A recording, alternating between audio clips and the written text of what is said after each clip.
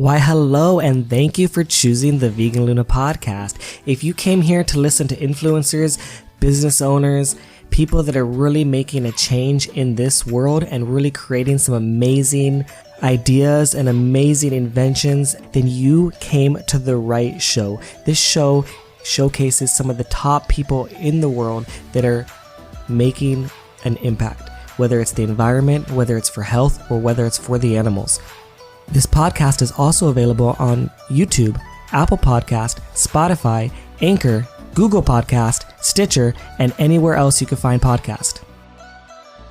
All right, hello and welcome to the Vegan Luna podcast. We're sitting here with a super special guest. He's coming from Southern California, just recently moved to the East Coast, and so he's joining us via Zoom. And so we're super excited to talk to him. His name is Hudson Tarlow, and he is an 18-year-old animal rights activist. He's also a video editor for the Anonymous for the Voiceless and a huge TikTok influencer. So I want to get this podcast started with a couple quick vegan questions. So the first question that I have for you is, why did you decide to start a TikTok? I decided to start a TikTok because there is a big guy on social media, one of my biggest inspirations, not just for social media, but in life, Gary Vee. You probably know him, Kevin. And basically he, for years now, has been preaching, get on TikTok, get on TikTok, get on TikTok. The organic reach, you can just blow up. You can go from being an overnight, nobody knows who you are, and then overnight you're the next celebrity. And I just always ignored it. But after enough times of hearing it, I'm like, all right, let me give this a shot. And then sure enough, it was that same thing happened. You know, you just get videos going viral left and right. So that's why I got on TikTok from Gary Vee. Yeah, was there something that he said that really caught your attention? Specifically, they're like, okay, this is it. I'm going to do it. All it was that he just kept promoting it over and over and over. And I kept seeing on my Instagram feed, Gary talking about getting on TikTok, saying how it's so much better than Instagram if you want to grow. And and then I was just like, one day I'm like, let me just try this out. And yeah, I just decided to try it. Nothing special. I think it was just more so just me being bored one day, wanted to try it out. And Gary being very persistent. Oh yeah, 100%. I mean, Gary Vee, if you don't know him, you just got to look him up to see how he talks. Anything he says is just, the next. He has a way of talking that really inspires you to do something. Yeah, absolutely. And it's so funny. He doesn't even like to be considered inspirational. He's like, no, I'm just a business guy. I like business and I just want to share, kind of like my ideas, Yeah. And he's like, I just like being right. But he was totally right about TikTok. And I mean, same thing for me. I kept hearing, and it's funny, imagine the persistence of an animal rights activist, right? You're persistent and persistent. Eventually you might be wearing down on someone. And eventually you know what, man, that Hudson Tarlow guy, he's got to me. I'm going to go vegan because of him, because he just finally wore down on me. His voice I just kept on thinking animals or veganism. So yeah, that's interesting. Gary kind of convinced me as well. I saw the same kind of messages and I saw the viral stuff going on, and I was super fascinated, and I was like, I got to start it. And when I first started it, I was in Kuwait, and so it wasn't as big because TikTok is very location based, right? So when I was sharing animal rights stuff and veganism stuff, it just didn't catch on. It wasn't interesting. But when I was sharing it in Southern California, when I got back, which was in December, that's when it started to grow. That's when I was like, whoa, this is really working. And I actually did a Anonymous for the Voiceless, and I went to record, and I was talking to the organizer there in San Diego. And it was my first time with this one. And we were walking to the restroom or something. I was talking to her, and I said, hey, you should get on TikTok. TikTok's really growing. It's doing really good. I think you might like it and have a lot of fun. It's great for activism. I was like, I'm going to film right now. I'm probably going to make a few TikTok videos from this event. I made a TikTok video from that event. It had over 800,000 views. And I was like, look, insane. This is from your event, and then she got on TikTok. So it's kind of funny. That's epic. Yeah. And that one unfortunately got taken down. It was on its way. Yeah, the cute ones always get taken down. Yeah. That one got taken down because it had a little bit of, because it's filming the event of the Anonymous for the Voiceless, but in the background there was chickens, getting their head cut off. And so someone must have flagged it down. Mm-hmm. Yeah. Oh my God. I feel the pain. Yeah. It's so crazy. That's the one thing I really don't like about TikTok is how the content is always getting taken down, even if it's remotely graphic, which just totally goes to show, because it's funny whenever you post these videos that are super graphic, in the comments, people are like, "Oh, bacon though, like this is fine. This is humane. What are you talking about?" And then all of a sudden it gets taken down. It's like, you can't win. You can't win either way. Yeah, it's like you want to prove it to them. You're like, no, like, let me just show you. And like, oh, I can't even show you. Yeah, that's the frustrating thing. It's like not being able to show it. So you have to, you know what, though? It makes you really creative because it makes you think like, hey, I need to figure out another way to communicate without using slaughterhouse footage to this person in order to convince them to like be more compassionate. So it does push your creativity in further on TikTok for sure. 100%. Yeah. All right. So question number 2, why, if you're a vegan activist right now and you're listening and you're like, man, I really want to help animals. Why choose TikTok over Instagram? The main reason is just because of the amount of people you can reach and how quickly you can get going. On Instagram, it's really capped out on the amount of people you can reach, just because Instagram is such a big platform. It's owned by Facebook, and Facebook just wants you to buy advertising. So it's really hard to get yourself going and out there on Instagram. I've been on Instagram for about 3 years now doing animal rights stuff, or 2.5 years doing stuff daily on Instagram. And I'm around 24K followers. And then I've been doing TikTok since a couple months, or since January, and I'm at 70K. So on TikTok, you can just get going so much more quicker. And also the main thing is because you can just reach non-vegans. On Instagram, it's an echo chamber. Instagram, you only get suggested people that have related content to you. You're just getting suggested other vegans and other vegan activists. Can I comment on that? Can I comment on that? Yeah, go for it. So with the echo chamber, I think you're so right. I was having a conversation with someone on Instagram recently, and I was talking about TikTok, and I was like, yeah, I really like TikTok because I feel like when I share on Instagram, 90% plus of my people the people that I'm talking to, or seeing it or commenting are vegans. And then on TikTok, I noticed that maybe 10%, maybe it's the total opposite. I think like 90% of my comments plus are from non-vegans. Oh yeah, no, 100%. Yeah. And really the only reason that other vegans are commenting is because they're replying to those non-vegans, and so that still to me considers a non-vegan conversation. It's just like an activist having a conversation at, I don't know, Anonymous for the Voiceless event, and so basically what I noticed is that I was talking to this person. They're like, no, not for me. That doesn't happen to me. That's what they said. They're like, no, when I post on Instagram, I get mostly non-vegans. And I was like, oh, cool. And I didn't really notice I didn't really pay attention to their content very much, but I read through the comments to go see, maybe it's true. Maybe I'm wrong. They're like, oh, I just use non-vegan hashtags. Like I use bacon and eggs and cheese and that's how it works. And I was like, okay, so let me go look at your comments. I looked through the comments and I was like, honestly, I saw maybe 3 out of like 6 posts, 3 or 4 comments from non-vegans out of hundreds of comments. So that if you were to actually count, I challenge you, go on your best video and count your Instagram comments and see how many comments you have and how many are from non-vegans, and do the percentage real quick. Like figure it out and then do a post on TikTok and see the vice versa. We're able to communicate so much more effectively to non-vegans on TikTok and to a younger demographic than any other social platform out there right now. Yeah, totally. It's insane the amount of non-vegans you can reach on TikTok. Most of my videos get more comments than likes. And you could look at it, I guess you could say some people might be bothered by that, but I like that. I don't want just a bunch of, oh, I love you, I love you, I love you. It's like, I'm out here, I'm an activist. I don't do this to be liked. I do this to spread the message to those who need to see it. And vegans aren't the people who need to see it. I agree 100%. I said the same thing. I get that sometimes too, where it's like more comments than likes. And I think that's a good thing. I'm like, that means we're engaging more. That means we're talking more. Like, you shouldn't like this. This is kind of like, why would you like this? What I posted is not a happy thing.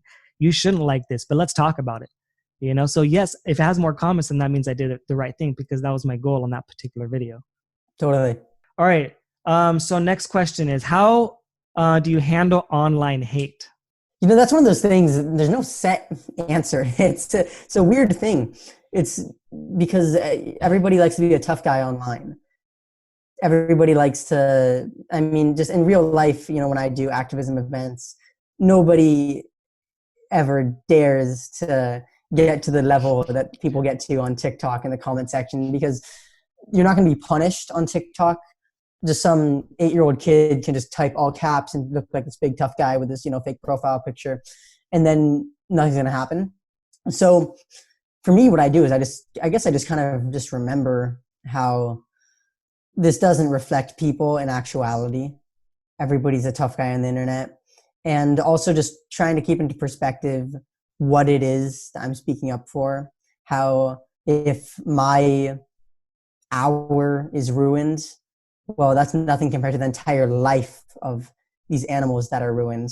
And my hour maybe being ruined is a minor annoyance compared to the torture and abuse of animals. And that's what we're speaking up for. So I think it's important to keep that into perspective too. And then also another thing is just, you got to feel bad for them. You got to feel bad for these people who just have so much negativity in their minds and just so much hatred for others. Yeah, imagine being like 12 years old, 10 years old, 8 years old, and you're on this app and your page is filled with hate.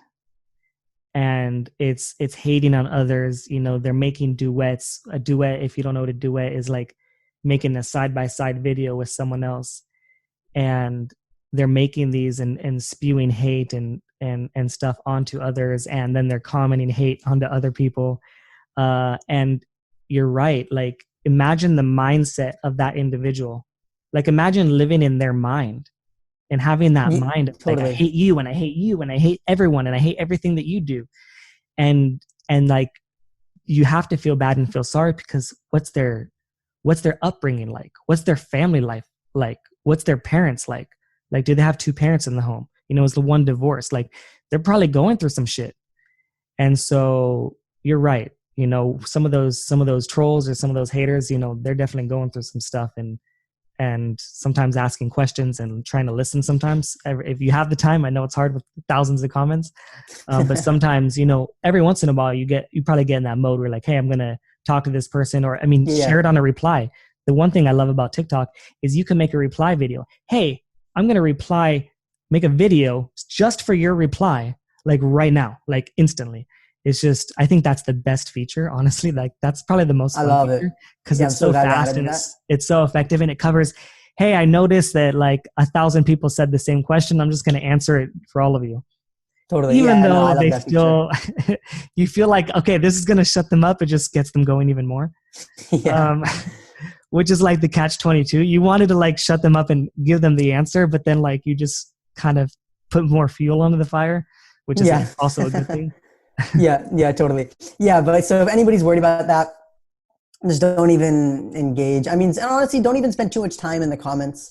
I really spend very little time going through my comment section, because it's just, a lot of the time it's not productive. And I'll do it to like make those reply videos and stuff, but don't engage. You don't have to respond to every single comment. That's going to mentally drain you. And then exactly like what Kevin was saying. When most of these people who are commenting, they're like, 11 or 12 years old. When I was that age, I was out skateboarding every day, and I was out like playing guitar, and like I didn't do any of that. I wasn't on social media leaving hate comments. Like, so that just totally goes to show, that's a reflection on them, on where they're at in their life. And just keep that in mind, and just have empathy for them. Just wish them the best in life. Yeah, absolutely. Empathy is a very key point. All right. So those are the quick questions. Awesome job. So tell us a little bit about you. Sure. So my name is Hudson, and I'm 18.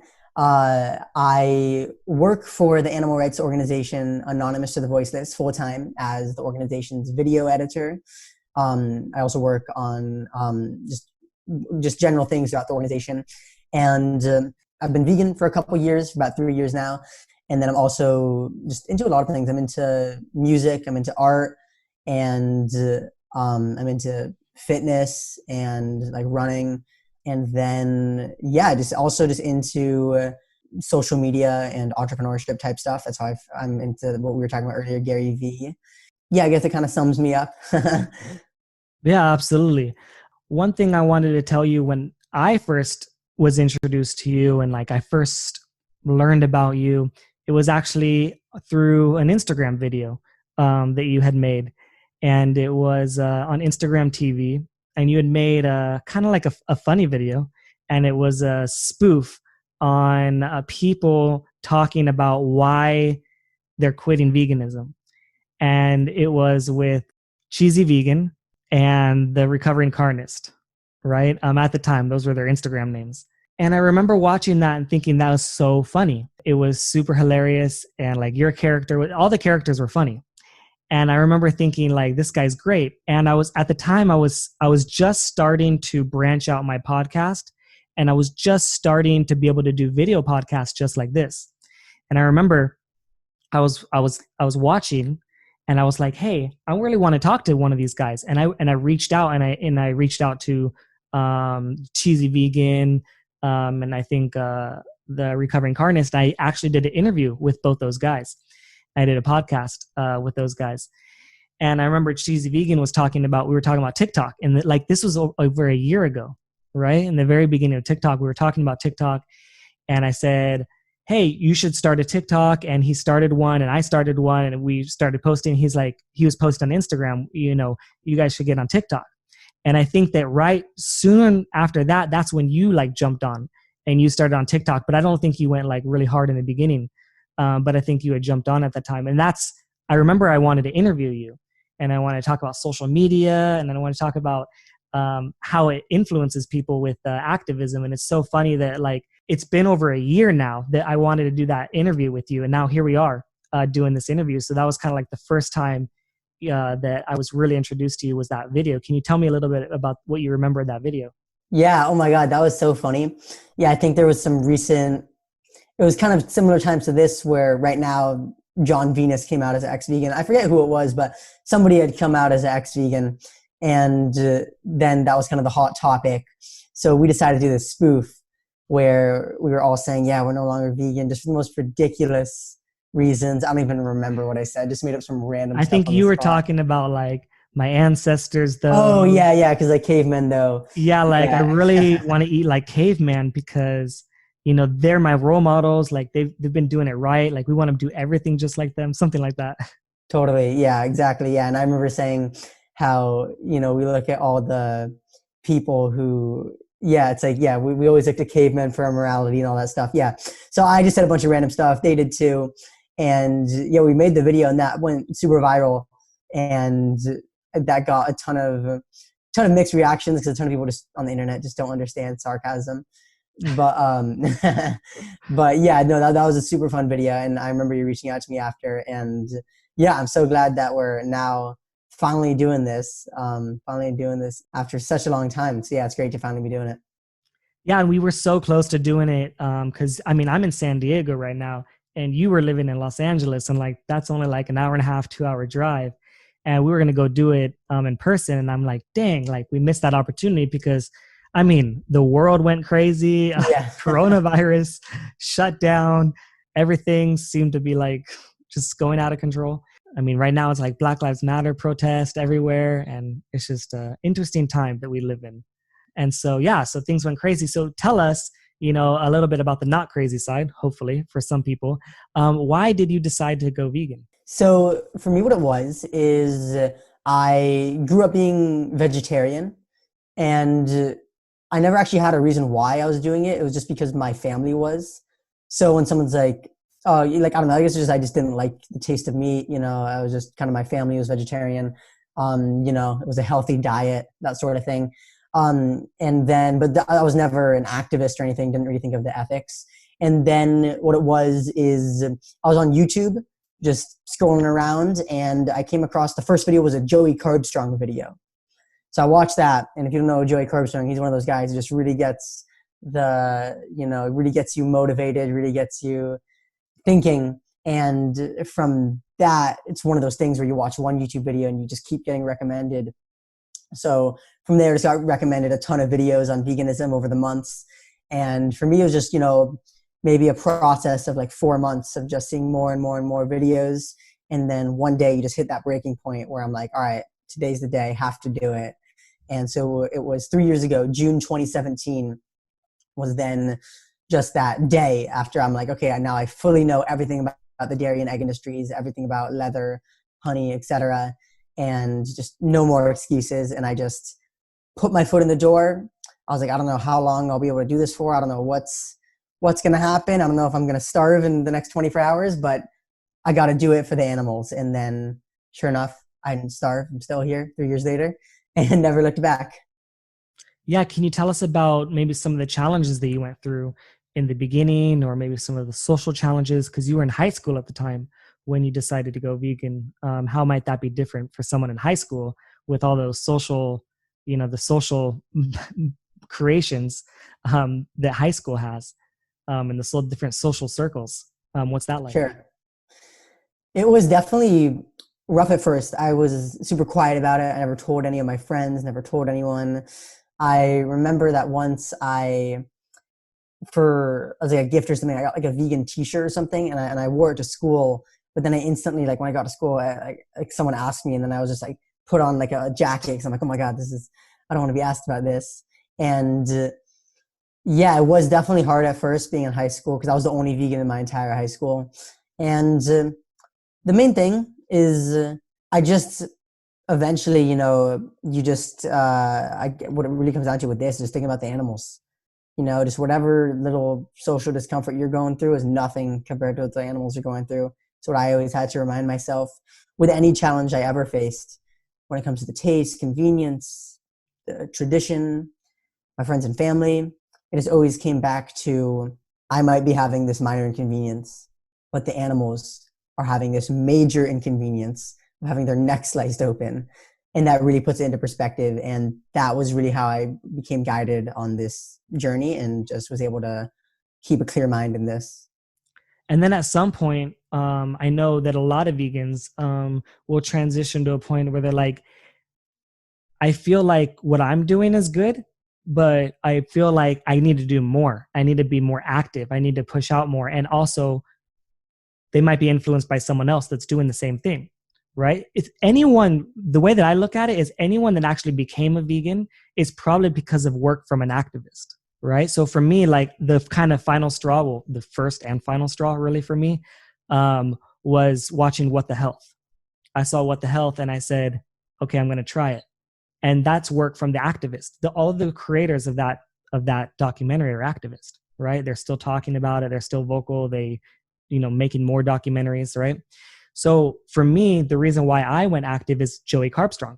I watched a video. It might have been, I think, one of his vegan prophecy. Remember his vegan prophecy? Yeah, series? I remember those. Those are really good. Yeah, I mean, he put a lot of work into those for sure.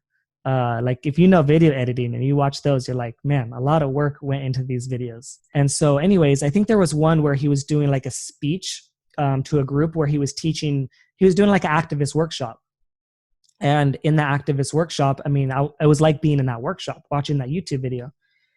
And within that workshop, he talked about the reasons why we should be active and all these different things. And after watching that video, I remember thinking like, man, I got to be active. I need to get started.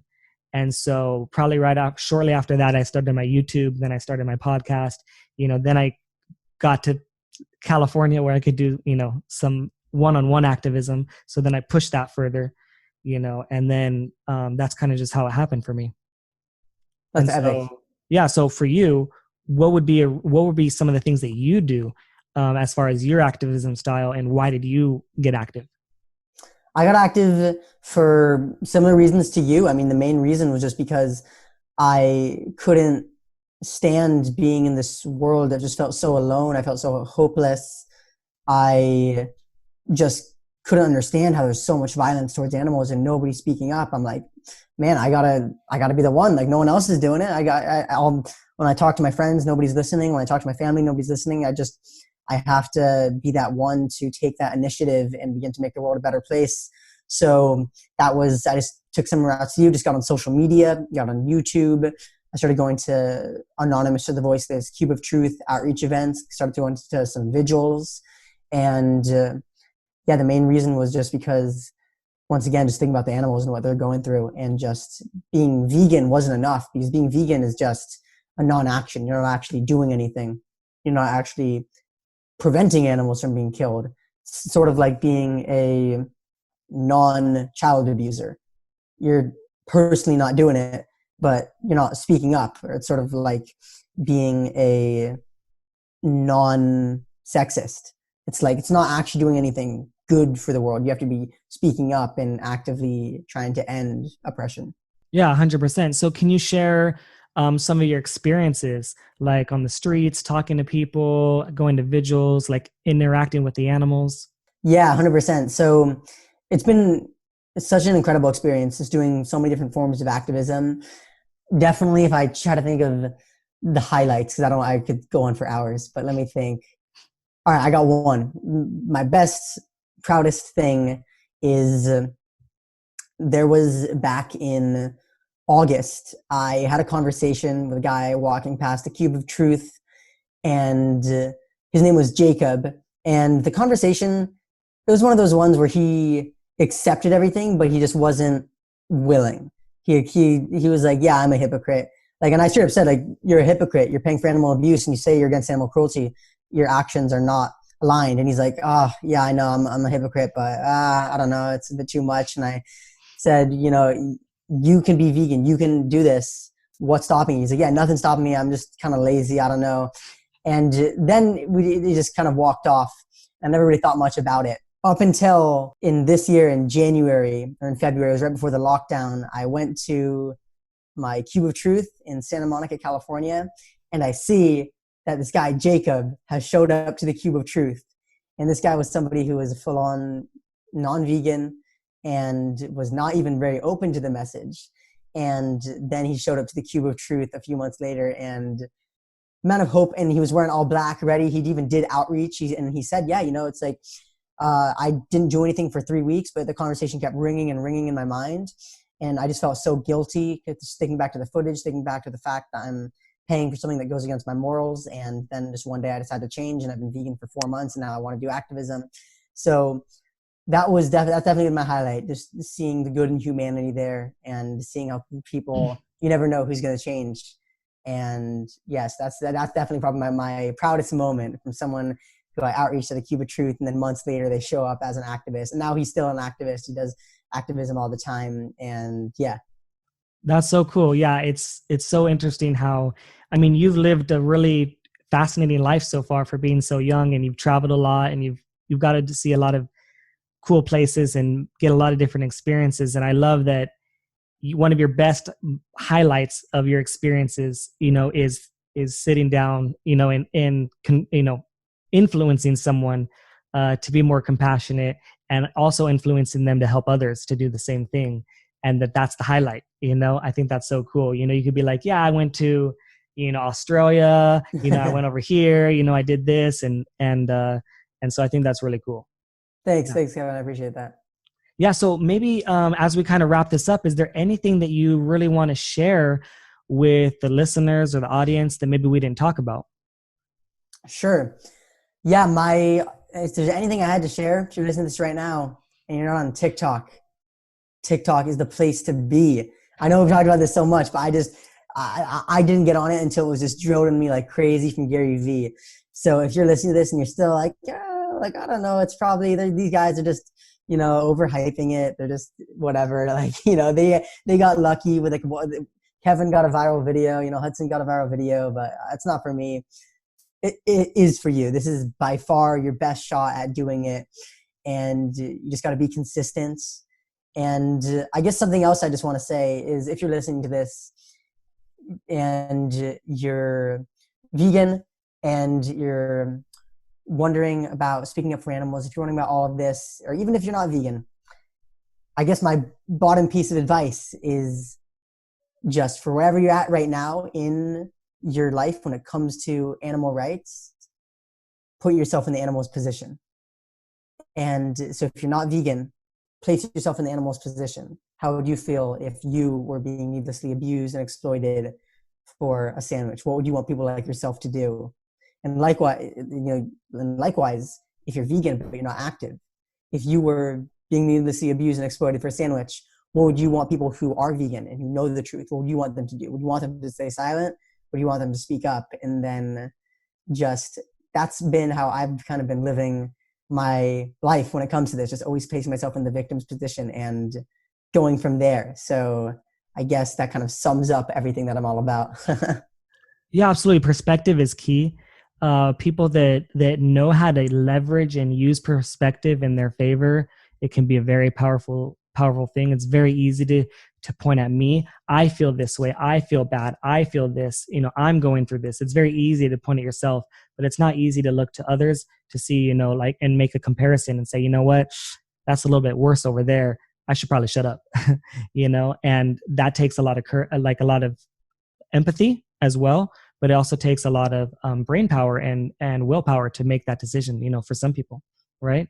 But I do want to jump back to TikTok really quick, and I want people, you talk about TikTok and some people think dancing videos, or some people think I'm going to do some singing or lip syncing. And yes, there is that for sure. Those things are there, right? But TikTok is anything that you want it to be. TikTok is literally a video editor. It's a video editor. And you can use that video editor to make whatever you want. You could, if you like drumming or music, you can make music, right? If you like singing, you can make singing. If you like dancing, you could do dancing. If you like to make food, you can make food. If you like to color, you can color. Everything you like, you could just share, and it's just a video editor.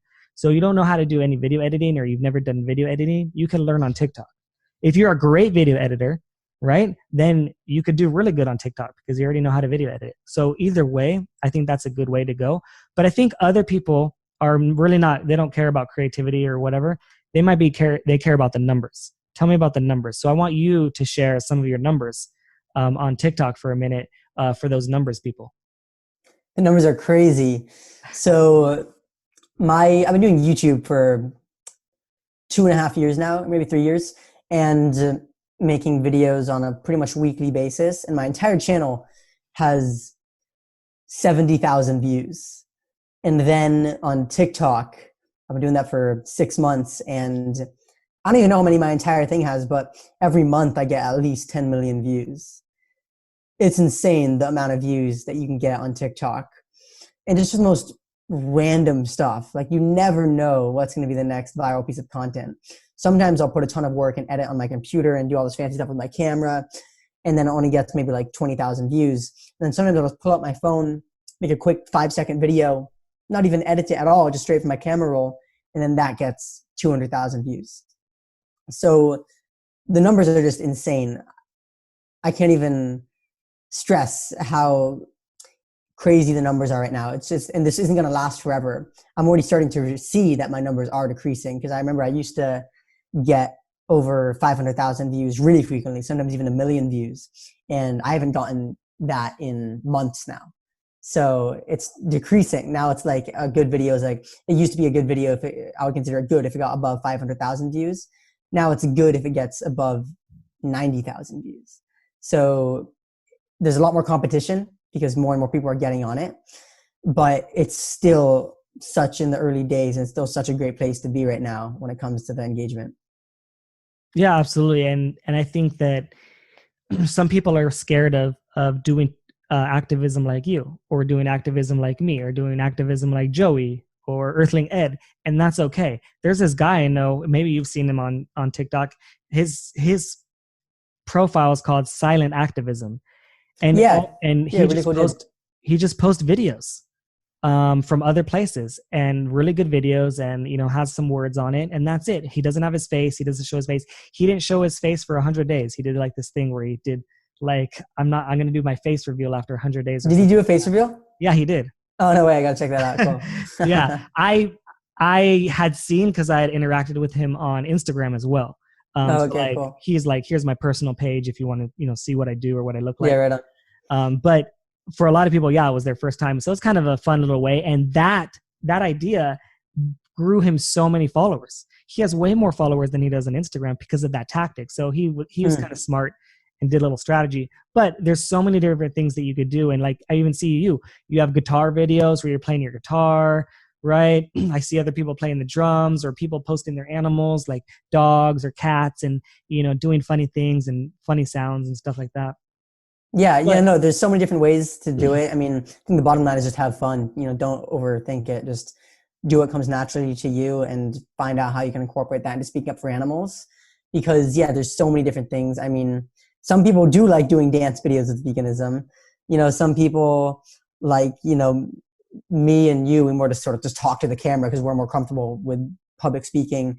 But there's so many different ways you can do it. And if you just get on TikTok and just start scrolling through the For You page, you'll see how everybody has their own style. It's not like, there's not one thing. I feel like with other platforms, kind of YouTube, it's kind of like, okay, well, on YouTube, you sit down in front of the camera, you talk to the camera, you know, it's kind of your set thing of what you do.